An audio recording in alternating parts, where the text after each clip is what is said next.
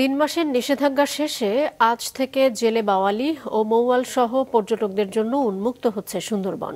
এর ফলে পর্যটক, মৎস্যজীবী ও বনজীবীরা বন বিভাগের অনুমতি নিয়ে সুন্দরবনে যেতে পারবেন। জীববৈচিত্র্য রক্ষায় মাছ ও বন্য প্রাণীর প্রজনন সময় হওয়ায় জুন থেকে আগস্ট পর্যন্ত সুন্দরবনে প্রবেশে নিষেধাজ্ঞা জারি করা হয়েছিল। মোংলা রিপোর্টার আমির হোসেন আমির পাঠানো তথ্য ছবি নিয়ে ডেস্ক রিপোর্ট। প্রাকৃতিক অপরূপ সৌন্দর্যের লীলাভূমি ম্যানগ্রোভ বন সুন্দরবন। নানা বৈচিত্র্যের কারণে এই বন দেখতে ভিড় করেন দেশি বিদেশি পর্যটকরা। কিন্তু বন্যপ্রাণী ও মাছের প্রজনন মৌসুমের জন্য জুন থেকে আগস্ট পর্যন্ত 3 মাস বন্ধ ছিল সুন্দরবনের পর্যটক সহ সব ধরনের প্রবেশাধিকার। আজ মধ্যরাত থেকে উঠে যাচ্ছে 3 মাসের নিষেধাজ্ঞা। দীর্ঘ বিরতির পর ফের জেলেদের জন্য উন্মুক্ত করা হয়েছে সুন্দরবন। কাল সকাল থেকে সুন্দরবনের পর্যটন স্পটসমূহে লঞ্চ, ট্রলার, লাইফবোট, নৌকা ও নৌযানে সেখানে যেতে পারবেন পর্যটকরা। আমরা আশা করি বাংলাদেশ সহ বিভিন্ন দেশ থেকে পর্যটক আসবে, আমাদের ব্যবসা বাণিজ্য আল্লাহ ভালো করবে। 3 মাস বন্ধ থাকার পরে আমাদের পাস পারমিট দেওয়া শুরু হচ্ছে। এই 3 মাস বন্ধ থাকার ফলে সুন্দরবনে মাছের সংখ্যা প্রচুর বৃদ্ধি পেয়েছে।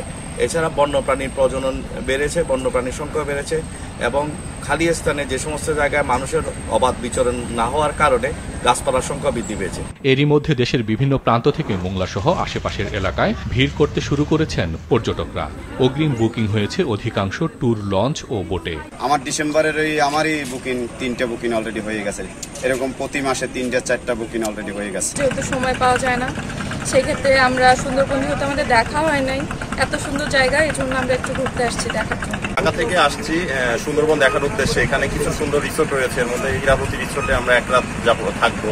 প্রতি বছর অক্টোবর থেকে মে পর্যন্ত পর্যটন মৌসুম হিসেবে ধরা হয়। পদ্মা সেতু ও রেল সংযোগের ব্যবস্থার কারণে এবছর সুন্দরবনে পর্যটকদের আগমন কয়েক গুণ বাড়বে বলে মনে করছেন বন বিভাগ ও ট্যুরিজম ব্যবসায়ীরা।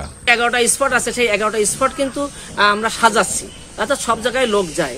আর বিশেষ করে যা লোক আসে তার 90% লোকই আমাদের করমজল হারবাড়িয়া এলাকায় আসে। এখানে আমরা সেইগুলোকে মানে মোটামুটি লোক ক্যাপাসিটি বিল্ড আপ করার জন্য সেই সমস্ত সুন্দর 2 কিলোমিটারের বেশি আমাদের এই করমজলে আছে ফুড ট্রেন এবং সে অনেক গভীরে চলে যাওয়া যায়। আমাদের পর্যটন স্থানগুলো যেন একটু পরিষ্কার পরিচ্ছন্ন থাকে। আমরা কিছু জায়গায় ডাস্টবিন সরবরাহের ব্যবস্থা আমরা করছি। তো আশা করি যে কিছুটা পরিবর্তন আমরা আনতে পারব। খুলনা, সাতক্ষীরা, বাগেরহাট, বরগুনা ও পিরোজপুর সহ আশপাশের বিভিন্ন এলাকার অন্তত 50,000 জেলে সুন্দরবনের মৎস্য ও প্রাকৃতিক সম্পদের উপর নির্ভরশীল। বছরে গড়ে 2.5 থেকে 3 লাখ দেশি বিদেশি পর্যটকদের সমাগম ঘটে সুন্দরবনে। মাছরাঙা নিউজ ডেস্ক।